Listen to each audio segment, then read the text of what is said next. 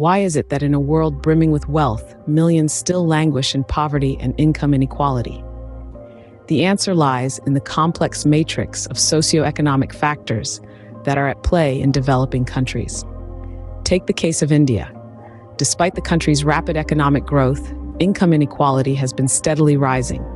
The top 10% of earners hold 77% of the country's wealth, while the bottom half barely possesses 4%. This disparity is a result of a variety of factors, including a lack of quality education, limited access to healthcare, and systemic corruption.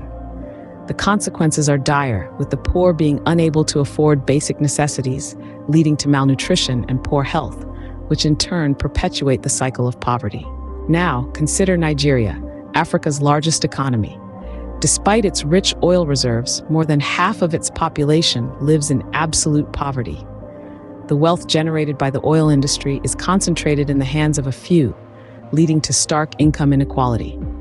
The lack of diversification in the economy, coupled with corruption, has resulted in a significant portion of the population being trapped in poverty.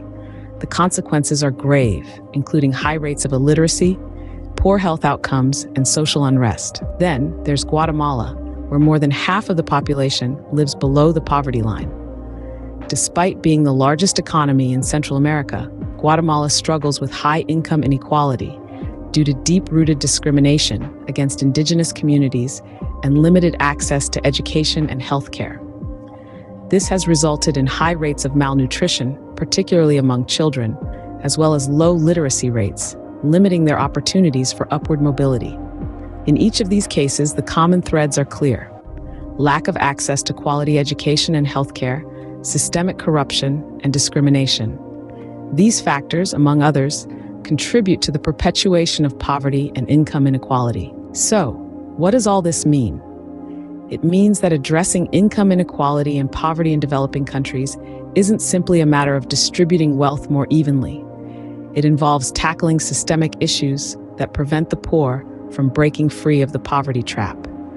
It requires a concerted effort to provide everyone with access to quality education and healthcare, to root out corruption, and to promote social and economic inclusion. In conclusion, income inequality and poverty in developing countries are complex issues rooted in a variety of socioeconomic factors.